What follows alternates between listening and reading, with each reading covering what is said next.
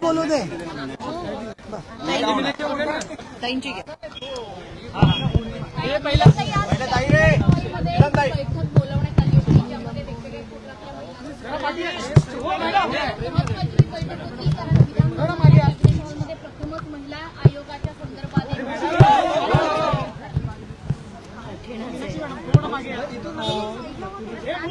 जवळजवळ महाराष्ट्र राज्य महिला आयोग अस्तित्वात येऊन 23 वर्ष झालेली असली तरी सुद्धा आज देखील महिलांवरील अत्याचारांच्या प्रकरणामध्ये स्त्रिया जशी पोलिसांना हाक मारतात तसंच महाराष्ट्र राज्य महिला आयोगाकडून अपेक्षा असते।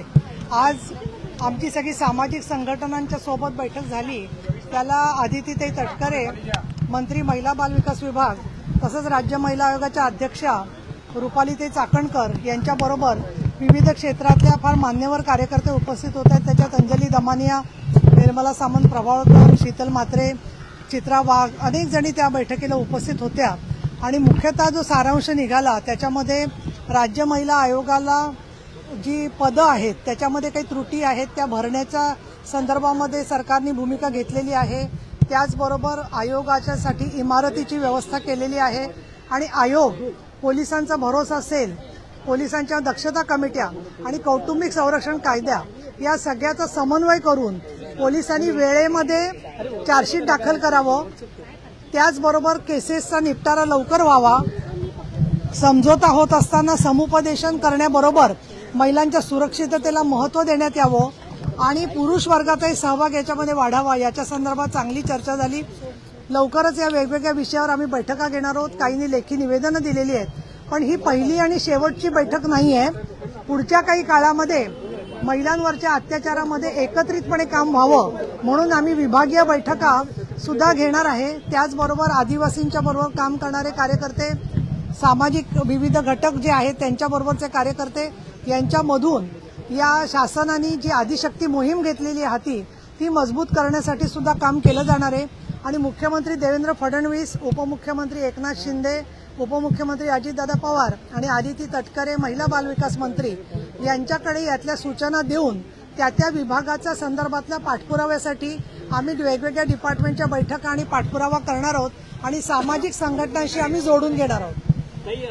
खरं तर आज तुम्ही एकीकडे महिला अत्याचाराच्या संदर्भात कॅबिनेट हॉलमध्ये बैठका घेताय, परंतु महाविकास आघाडीच्या महिला नेत्यांकडनं राज्यपालांची भेट घेतली जाते। महिला आयोगाच्या अध्यक्षांना त्या पदावरून काढून टाकण्याच्या संदर्भात त्या महाविकास आघाडीच्या महिला सगळ्या एकवटलेल्या आहेत, त्यांनी त्या संदर्भातलं निवेदन दिलेलं। आज मला खरं तर राजकीय उत्तर द्यायचं नव्हतं, परंतु जनतेने ज्यांना खुर्चीवरून बाहेर काढून टाकलेलं आहे आणि जनतेच्या मधल्या लाडक्या बहिणींनी प्रचंड मोठ्या प्रमाणामध्ये महायुतीला मतदान केलेलं आहे, त्या पार्श्वभूमीवरती आमच्यावरती जी महिलांनी जबाबदारी टाकली आहे त्याच्यामध्ये राज्य महिला आयोगाच्या तर्फे न्याय द्यायचं आमचं काम आहे। लोकशाहीमध्ये त्यांनी पंतप्रधानांकडे जायचं का राज्यपालांकडे जायचं हा त्यांचा प्रश्न आहे।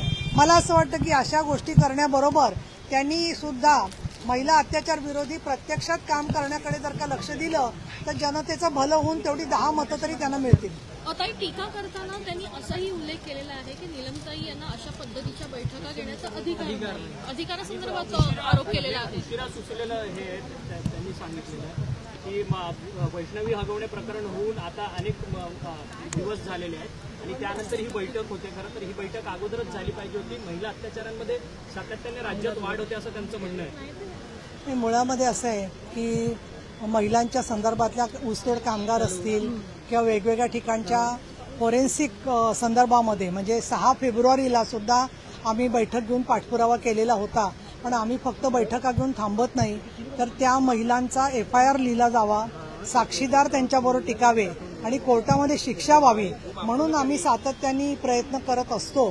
परंतु ज्या लोकांना लोकशाहीमधल्या नागरी हक्कांच्या बद्दलचं आणि पीठासीन अधिकाऱ्यांच्या संदर्भातले काय अधिकार आहेत याची माहितीच नाहीये, त्यामुळे मला असं वाटतं की त्याची दखल घेण्यासारखी नाहीये आणि म्हणून मी काही त्यांची दखल घेत नाही। महिला ज्या आहेत त्यांचं आरोग्य सध्या धोक्यामध्ये आलेलं आहे। जवळपास 2019 पासून जर आपण पाहिलं असेल 13,000 तुम्हाला आधी वेळ देते, आता मी उपसभापती म्हणून हिला आधी वेळ देते, मग तुम्हाला देते। शांत राहा, चला। 2019च्या रिपोर्टनुसार 13,000हून अधिक ज्या ऊसतोड कामगार महिला आहेत त्यांनी गर्भपिशव्या काढलेल्या आहेत. त्यामुळे त्यांचा जो मुद्दा आहे खरं तर अतिशय त्यांचे आरोग्य जो आहे तो धोक्यात आहे. याविषयी काही चर्चा झाली आहे? नाही, या संदर्भात चर्चा झाली, पण तुमच्या सगळ्यांच्या माहितीसाठी सांगते की 2019 मध्ये या विषयावरती लक्षवेधी लावली होती. त्याला हिस्टेरेक्टॉमी म्हणजे गर्भाशयाची पिशवी काढून घेण्याची शस्त्रक्रिया, हे 4 शब्द सुद्धा बऱ्याचशा लोकांना माहीत नव्हते. त्यावेळेला आपण हा सर्व आवाज उठवला. माननीय एकनाथजी शिंदे आरोग्यमंत्री होते, त्यांनी समिती केली, मी अध्यक्ष म्हणून त्याच्यात काम केलं आणि आम्ही जवळजवळ 200 पानी रिपोर्ट, अंजली दमानी यांच्याकडे तो सगळा रिपोर्ट पाठ आहे, तर तुम्ही त्यांचा पण बाईट घ्या. तर ती सगळी माहिती दिलेली आहे, सूचना दिल्या आहेत. सरकारकडून ही माहिती समोर आलेली आहे की या महिलांना 843 महिलांना ही नोंद कशामुळे झाली, तर सरकारने नोंद घ्यायला सुरुवात केली, ऊसतोड कामगार महामंडळ केलं, पण मुळामध्ये त्या ठिकाणचे साखर कारखानदारांबरोबर जे मुकादम मजुरांना घेऊन जातात, ते मुकादम ज्या प्रकारचं काम करतायत त्यांच्या MOU मध्ये किंवा करारामध्ये या महिलांच्यासाठी काही गोष्टीच्यासाठी आरोग्यासाठी रजा, बाकीच्या सोयी सुविधा याबद्दलची अंमलबजावणी झाली तर मोठ्या प्रमाणामध्ये याचं प्रमाण हळूहळू कमी होईल आणि त्या दृष्टीने आपण सगळ्यांनी एकत्र प्रयत्न केला पाहिजे असं आम्हाला वाटतं. परंतु काही लोकांना जर का केवळ राजकीय भांडवल करायचं असेल तर त्याची दखल काही घेण्यासारखी नाही असं मला वाटतं. काय तर त्याला बोलू देता. 6 सदस्यांची जी आहे ती निवड झालेली आहे. तर माजी जे सदस्य आहेत त्यांनी म्हटलंय की आम्ही सरकारच्या पैशांवर दौरे केले, त्याचा अहवाल तयार केले, पण त्याच्यावर कारवाई जी आहे ती झाली नाही. एकीकडे सदस्य आता नाही आणि मागचे सदस्य ताकदीने मारताना दिसले.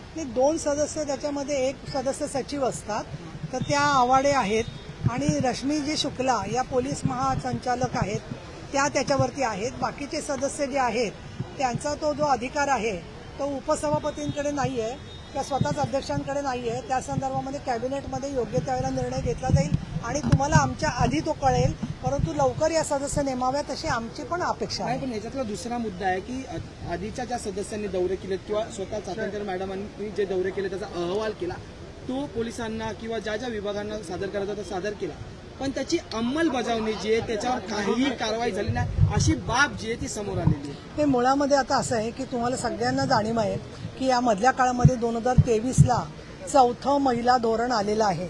त्या 4थ्या महिला धोरणामध्ये महिला आयोगाने दिलेल्या शिफारसी आहेत किंवा नाहीत हे तपासण्यासाठी मी आयोगाला सांगितलेलं आहे आणि शिफारसींच्या संदर्भामध्ये त्यांनी ज्या शिफारसी केल्या त्याची अंमलबजावणी होते की नाही हे बघण्यासाठी म्हणून मी एक बैठक देणार आहे.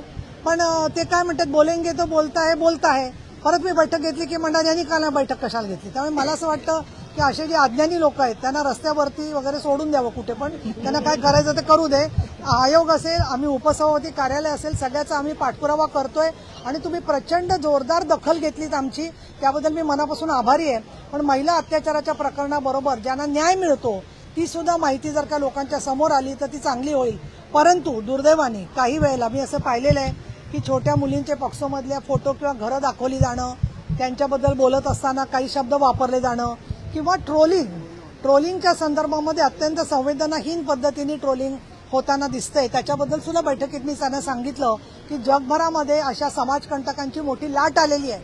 त्यामुळे असे ट्रोलिंग करणारे लोक किंवा विचित्र प्रश्न विचारणारे लोक यांच्यासमोर महिलांनी कठोरप्रमाणे तारा राणीप्रमाणे भूमिका घेतली पाहिजे आणि आपल्या कामाची तलवार त्याच्यापुढे उभारली पाहिजे.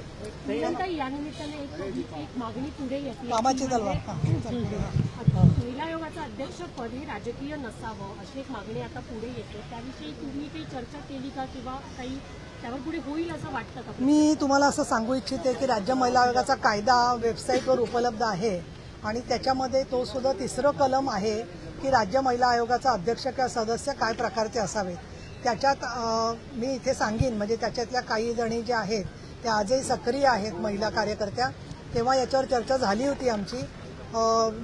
जुन्या चळवळीतल्या नेत्या मृणाल गोरे, अहिल्या रांगणेकर, तारा रेड्डी, सुधा कुलकर्णी हे सगळे लोक त्याच्यामध्ये होते आणि राजकीय कार्यकर्ता नसावा का असावा याच्यावर चर्चा झाली. त्यावेळेला महिलांच्या, सामाजिक कामगारांच्या, असंघटित क्षेत्रातल्या शैक्षणिक, आर्थिक प्रगतीसाठी तळमळ असणारी कोणीही कार्यकर्ती त्याची अध्यक्ष किंवा सदस्य होऊ शकते असं त्या नियमात म्हटलेलं आहे.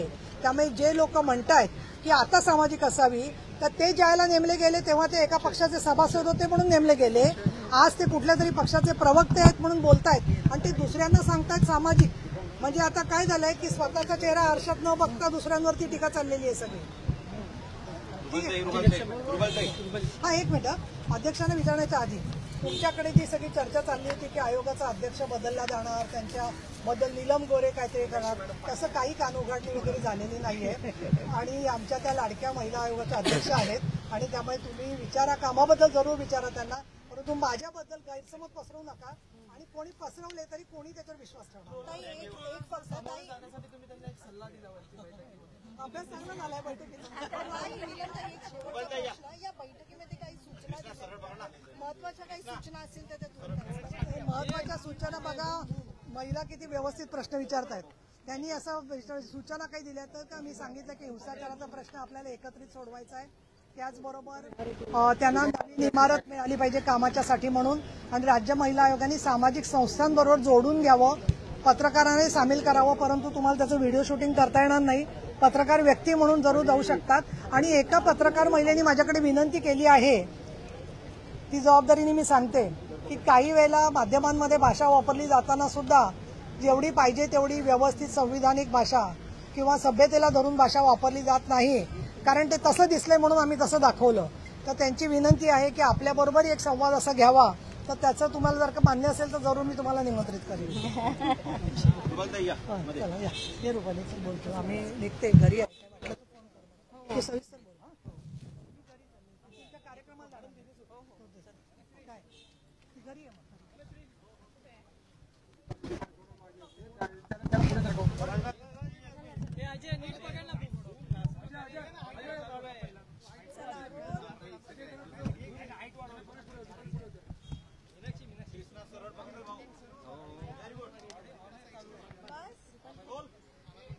कुमार सर घाई करू नका.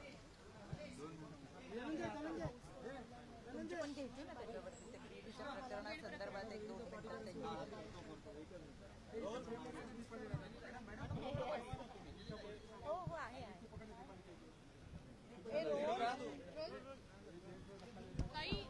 गेल्या काही दिवसांपासून सातत्यानं तुमच्यावर टीका होताना बघायला मिळत आहे. वैष्णवी प्रकरणानंतर ही टीका अगदी प्रखरपणे होताना बघायला मिळते. ह्याच्याआधी देखील अनेकदा मागणी झाली की अध्यक्ष बदलले पाहिजेत, मात्र आता तुम्हाला टार्गेट केलं जातं असं तुम्हाला वाटतंय का? कारण आज महाविकास आघाडीच्या महिला ज्या आहेत त्या राजभवनावर गेलेल्या तक्रार देऊन.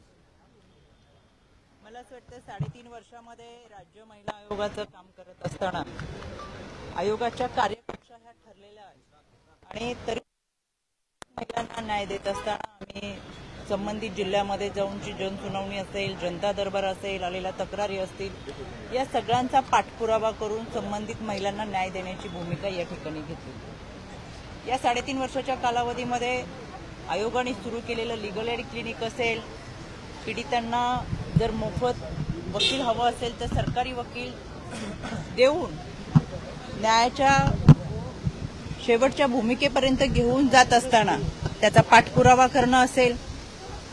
त्याचबरोबर सायबरच्या बाबत आपण जर पाहिलं तर आता सायबरच्या घटना मोठ्या प्रमाणात वाढतात. त्याच्यासाठी ई सायबर सुरक्षा असेल, ज्याचं उद्घाटन हे नागपूरमध्येच सन्माननीय मुख्यमंत्री देवेंद्रजींनी केलं होतं. आणि अशा अनेक वेगवेगळे उपक्रम, त्याच्यामध्ये अँटी ह्युमन ट्रॅफिकिंग असेल, बालविवाह असेल, हुंडाबळी असेल, गर्भनिधन चाचणी असेल, आणि या सगळ्यांवरती अतिशय प्रभावीपणे काम हे राज्य महिला आयोगाच्या वतीनं झालंय. त्याच्यामुळे मला असं वाटतं इतकं चांगल्या पद्धतीचं काम होत असताना आपण जर आयोगावरती बोललो, आयोगावरती टीका केली किंवा आपण राजीनामा घेऊन गेलो असं काहीतरी केलं तर आपली बातमी होणार आहे. या अनुषंगाने हे सगळं चालू आहे असं मला वाटतं. त्याच्यामुळे आपण काम करत राहिलं पाहिजे. लोकांचे प्रश्न सोडवण्यासाठी आपण एकत्रित आलं पाहिजे. शेवटी आपल्या सगळ्यांचं सहकार्य हे फार महत्वाचं आहे यासाठी की सर्व घटकातल्या महिलांना न्याय देण्याची भूमिका ही आपली असली पाहिजे. महाविकास आघाडीच्या महिला नेत्या ज्या आहेत त्यांनी तुम्हाला रश्मिका मंदाना म्हणून सांगितलेलं आहे की त्या स्वतःला रश्मिका मंदाना समजतात का, की जेणेकरून प्रसिद्धीसाठी त्या काही बोलतात म्हणून अशा संदर्भातली टीका केलेली आहे. मी आता सकाळपासून 10:30 वाजल्यापासून बैठकीला आहे. हे मी तुमच्याकडूनच ऐकते काय बोलले ते, पण कोण काय बोलतंय मला असं वाटतं प्रत्येकाला अभिव्यक्ती स्वातंत्र्य आहे, ज्याला त्याला बोलण्याचा अधिकार आहे, कोणी काही बोलू शकतं. पण ज्यांनी बोलले ते मी घेतलंच नसेल तर त्यांचं त्यांना परत. तुमच्या अध्यक्षपदावरती नजर आहे का असं वाटते का? कारण की सातत्यानं तुमच्या पदावरती खरं तर टीका केली जाते. तुमच्या पदावरती नजर आहे असं वाटते का तुमच्या? आपण प्रश्न विचारताय का उत्तर देताय? मला बरं वाटलं ऐकून. नाही, पण तुमचं मत काय त्या संदर्भात? हे जे तुमचा प्रश्न आहे तेच आमचं मत आहे. जाणीवपूर्वक राजकारण केलं महायुतीच्याच आहे की विरोधी पक्षातल्या आहेत? या संदर्भात देखील प्रश्नचिन्ह उपस्थित करत तुमच्यावर टीका केलेली आहे आणि म्हणून राजीनाम्याची मागणी देखील केली जाते. दररोजच्या राजीनाम्याची कारणं दररोज सूर्य उगवला की वेगवेगळे येतात. सूर्य मावळलं की कारण मावळत आहे. त्याच्यामुळे एकदा त्यांनी बसून एकत्रित व्यवस्थित चर्चा करावी की आपले कोणत्या मुद्द्यावरती राजीनामे. वैष्णवी प्रकरणामध्ये एक मुद्दा उपस्थित होतोय की 71 किलो वजन हा पंखा जे आहे ते घेऊ शकतं का? कारण पंख्याला ज्या पद्धतीनं त्यांची आत्महत्या झालेली बघायला मिळाली त्यावरून प्रश्न उपस्थित केला जातो की त्यांचं वजन 71 किलो होतं. पंखा एवढं वजन झेलू शकतो का, घेऊ शकतो का? मला असं वाटतं की टीका टिप्पणी ही होत असते, ते करत असतील.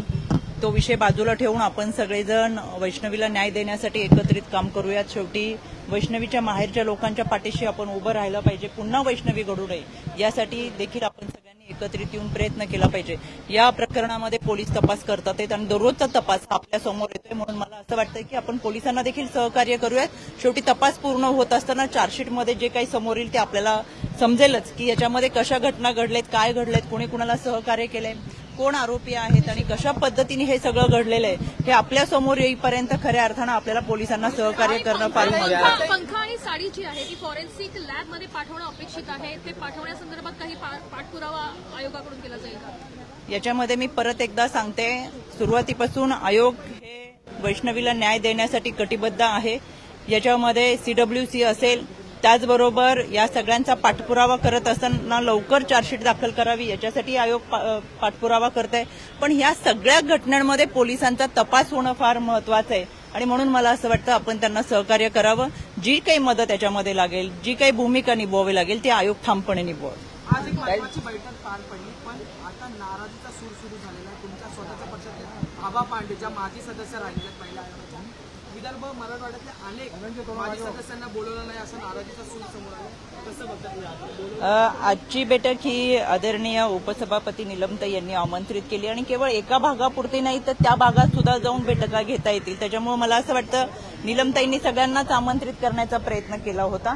पण काही राहिले असते तर त्यांना पुढच्याही बैठका त्या भागामध्ये आहे तिथं आमंत्रित केलं जाईल. खरं तर ऊसतोड महिलांचा प्रश्न या ठिकाणी उपस्थित होतोय. त्यांचं आरोग्य हा धोक्यात आहे. जवळपास 843 महिलांनी आपल्या गर्भपिशव्या ज्या आहेत त्या काढलेल्या आहेत. अतिशय गंभीर बाब आहे. कसं पाहता या सगळ्याकडे आजकाल? गेल्या 3.5 वर्षामध्ये आम्ही याच्यावरती काम केलेलं आहे. याच्यासाठी महामंडळ जे नेमलं गेलेलं आहे त्याच्या अंतर्गत ऊसतोड कामगारांच्या महिलांच्या मुलांच्या शिक्षण, सुविधा, आरोग्य, त्याचबरोबर अशा पद्धतीने गर्भपिशवी काढणं याच्यासाठी त्यांचा स्वतःचा अवेअरनेस, त्यांची खऱ्या अर्थानं ह्या काउन्सिलिंगच्या माध्यमातून करणं हे गेल्या अनेक वर्षापासूनचं काम सुरू आहे. आणि म्हणूनच मला असं वाटतं की या सगळ्यांचा आपण पाठपुरावा करतोय, त्याची चाचपणी करतोय आणि त्या लोकांपर्यंत पोहोचून नक्की काय त्यांना अपेक्षित आहे, काय सुविधा दिल्या पाहिजे हे पाहतोय आणि म्हणूनच ही आकडेवारी आपल्या समोर आलेली आहे. याच्यावरती सुद्धा अतिशय प्रभावीपणे काम हे आम्ही इथून पुढेही करू, आतापर्यंतही करत आलो. गेल्या 4-5 दिवसापूर्वी सुद्धा मी म्हणजे विभागीय मराठवाड्याची बैठकीचं नियोजन करून अशा पद्धतीच्या घटना घडू नये. खरं तर ऊसतोड कामगार हा फिरतीवरती असतो आणि कुटुंबाला बरोबर घेऊन फिरत असताना त्यांच्या महिलांच्या आरोग्याचे प्रश्न, मुलांच्या शिक्षणाचे आणि आरोग्याचे प्रश्न, अनेक प्रश्न आवासून समोर उभे राहतात. पण खऱ्या अर्थानं त्यांना चांगल्या पद्धतीच्या सुविधा देऊन त्यांचं पुनर्वसन करत असताना ह्या सगळ्या नियोजन यापूर्वी केलेलं आहे आणि त्याचा पाठपुरावा. प्रदेशाध्यक्ष सुनील तटकरे यांनी तुमची बाजू घेतलेली होती. खरं तर महिला आयोग चौकटीमध्ये काम करतोय असं त्यांनी स्वतःचं व्यक्त केलेलं होतं. त्यानंतर मात्र विरोधक ज्या महिला आहेत महाविकास आघाडीच्या त्यांच्याकडनं थेट प्रदेशाध्यक्षांनाच संपूर्ण टार्गेट जे आहे ते होताना पाहायला मिळत आहेत. तुमच्याबद्दल बोलण्याऐवजी प्रदेशाध्यक्षांवरती थेट टार्गेट करतात. मला असं वाटतं प्रदेशाध्यक्ष म्हणून त्यांनी एक कार्यकर्ते म्हणून आमचं काम पाहिलेलं आहे. त्याचा दर महिन्याचा आढावा आम्ही देत असतो. अनेक कार्यक्रमांना आदरणीय दादा असतील, प्रांताध्यक्ष असतील, यांना आम्ही आमंत्रित केलेलं आहे. मग ही सायबर सुरक्षामध्ये असेल किंवा मेटाबरोबर टायअप करत फर्स्ट टाइम सायबर गुन्हेगारी कमी करण्यासाठी त्या कार्यक्रमाला ते स्वतः उपस्थित होते. ह्युमन ट्रॅफिकिंगच्या कार्यक्रमाच्या निमित्तानं ते उपस्थित होते. त्याच्यामुळे त्यांना हे सगळं काम माहिती आहे आणि म्हणून टीकाकार केवळ प्रसिद्धीसाठी टीका करतात आहेत आणि म्हणून त्या पद्धतीची प्रदेशाध्यक्ष म्हणून एका कार्यकर्त्याच्या संदर्भातलं पाहिलेलं काम आणि आयोगाची भूमिका ही त्यांनी मांडलेली आहे.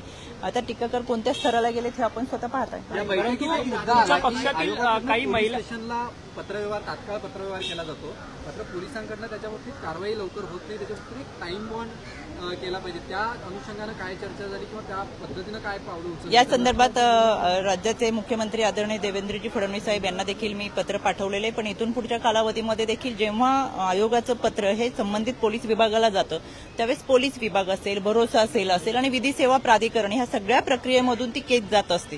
त्याच्यामुळे त्यांनी तातडीने ते केसचं चार्जशीट दाखल करणं आणि अहवाल सादर करणं हे आज आम्ही परत एकदा सगळेजण आदरणीय मुख्यमंत्री साहेबांची भेट घेऊ आणि यामध्ये जे काही गोष्टी घडतात की जास्त जो वेळ जातोय तो न जाता कमी वेळामध्ये चार्जशीट दाखल व्हावी यासाठी त्यांना विनंती करू. काही ज्या सदस्यपदाची जे रिक्त जागा आहेत त्या कधीपर्यंत नियुक्ती केली जातील, काही त्या संदर्भात चर्चा झाली का? यामध्ये 6 जागा रिक्त आहे. त्यामध्ये तिन्ही पक्ष एकत्रित येते. त्याबाबत लवकरच निर्णय घेतील आणि त्याबाबतची माहिती तुमच्यापर्यंत.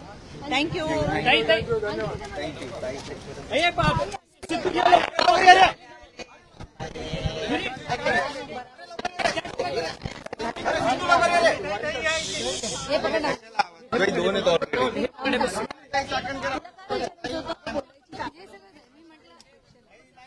इम्पॉर्टंट पॉईंट माहीत नको मिसळायचं. यांचं लाईव्ह आहे. 1 मिनिट. हां,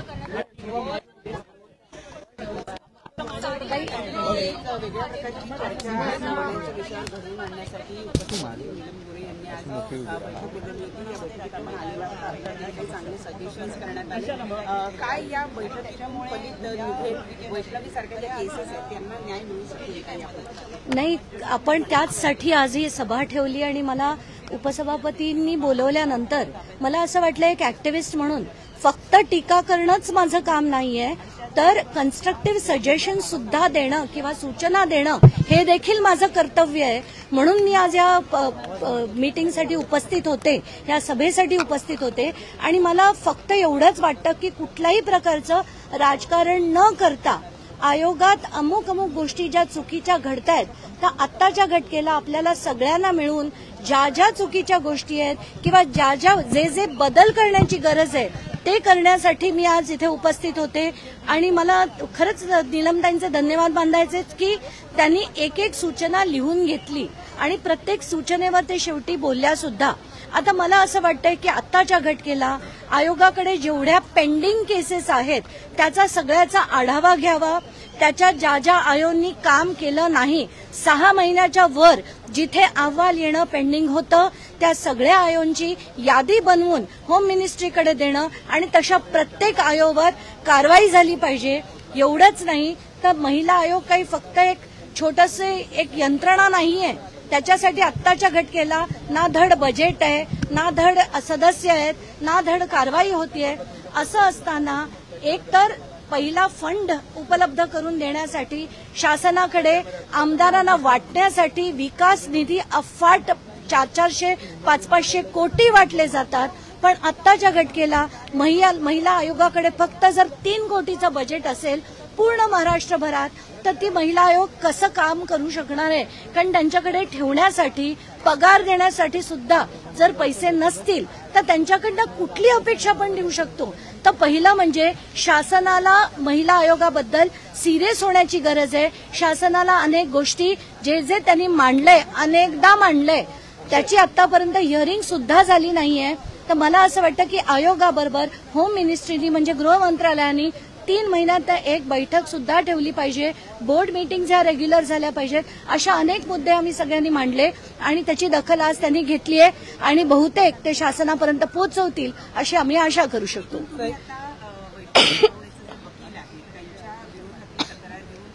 बार काउन्सिलकडे जात आहात, काय तुमचं म्हणणं आहे या प्रकरणामध्ये? त्यांची सनद रद्द व्हावी वकिलांची अशी तुमची मागणी. आत्ताच्या घटकेला मला असं वाटतं की हा बऱ्याचशा वकिलांचा एक त्यांची स्टाईल झाली आहे की कुठल्याही जर विक्टिम असेल, महिला असेल, तर तिच्या विरुद्ध वाटेल ते बोलण्याची.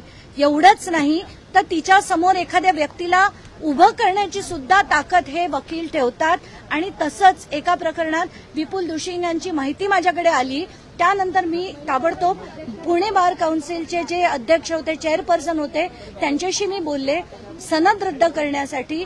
त्यांनी मला सांगितलं की आत्ताच्या घटकेला फक्त महाराष्ट्र बार काउन्सिल हे करू शकतो, म्हणून आज मी त्यांची वेळ घेतली आहे. आता त्यांना पहिलं सांगणार आहे की यांच्यावर कारवाई ही तुम्हाला योग्य जी वाटेल. माझी तर अर्ज असाच आहे की त्यांची सनद रद्द व्हावी, पण तुम्हाला योग्य वाटेल ती कारवाई त्यांच्यावर झाली पाहिजे. म्हणजे याच्या पुढे महिलांविरुद्ध कोणी वाटेल ते बोलण्याची हिंमत नक्कीच करणार नाही. तुम्हाला धनंजय मुंडे प्रकरणामध्ये उद्या चौकशीसाठी बोलवलेलं आहे. एसीबीची नोटीस काय प्रकरणामध्ये तुम्हाला चौकशीसाठी बोलवलं.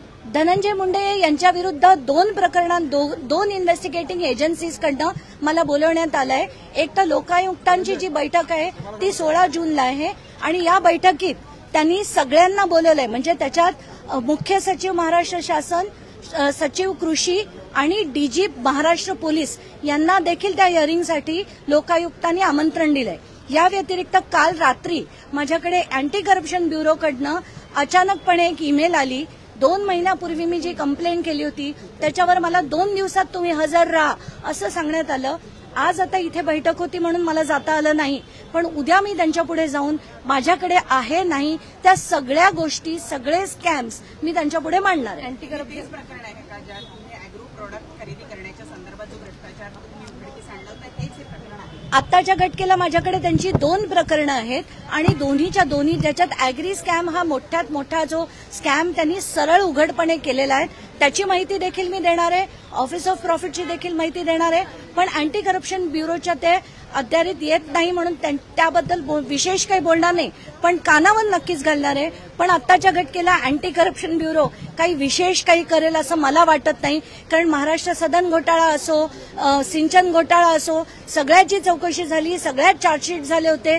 पण त्या चार्जशीटच्या केसेस जेव्हा क्लोज होतात तेव्हा आमच्यासारख्यांना असा प्रश्न पडतो की आपण लढतोय तर तो कशासाठी लढतोय. कालच विपश्यना केंद्रातून शांती मिळाली आणि आता तुम्हाला चौकशीसाठी बोलवलं. त्यांना विपश्यना केंद्रातनं बाहेर आल्या आता जर मी धक्का दिला असेल तर तो मी दिलेला नाही. अँटी करप्शन ब्युरोची नोटीस मला काल रात्री प्राप्त झाली म्हणून मी माध्यमांना सांगितलं.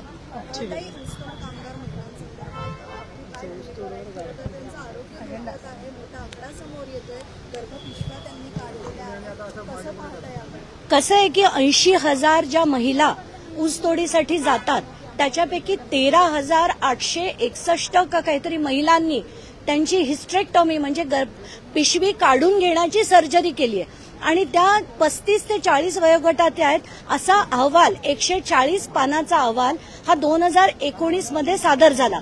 त्यानंतर असं ठरवण्यात आलं की बीडमध्ये या जेवढ्या महिला जातील तेवढ्या महिलांना सरकारकडनं नो ऑब्जेक्शन घेणं गरजेचं आहे, सिव्हिल हॉस्पिटलकडनं. पण आत्ताच्या घटकेला बीड सोडून आजूबाजूच्या जिल्ह्यांमधनं हे केलं जात आहे. हिस्टेरेक्टॉमी सर्रास होत आहेत. आत्ताच्या घटकेला 843 नवीन अशी प्रकरणं आली आहेत. तर मला असं वाटतं पूर्ण मराठवाड्याच्या सगळ्या सिव्हिल हॉस्पिटल्सना त्या डायरेक्शन्स गेल्या पाहिजेत की कुठलीही महिला जर 35-40 कुठल्याही वयोगटाची असेल आणि जर गरज नसेल तर ती पिशवी काढण्याचे डायरेक्शन्स देण्यात येऊ नये.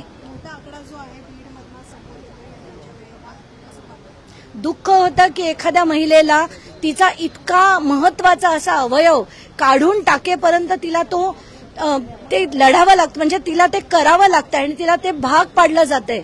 त्याचं कारण असं की त्या जेव्हा ऊसतोडीसाठी जातात आणि जिथे जिथे त्या राहतात इतकी दयनीय परिस्थिती असते, त्याच्यात त्यांच्या पोटात दुखलं, सिव्हिल हॉस्पिटलमध्ये जाण्याची गरज पडली तर त्यांचा पगार सुद्धा कापला जातो आणि म्हणूनच हे सगळं होऊ नये म्हणून ते गर्भपिशवी काढून टाकतात. मला या गोष्टीची इतकी खंत वाटते की इतकं इन्सेन्सिटिव्ह असं कसं शासन असू शकतं आणि अशा गोष्टींवर तर पहिली कारवाई झाली पाहिजे, पण तसं होताना दिसत नाही.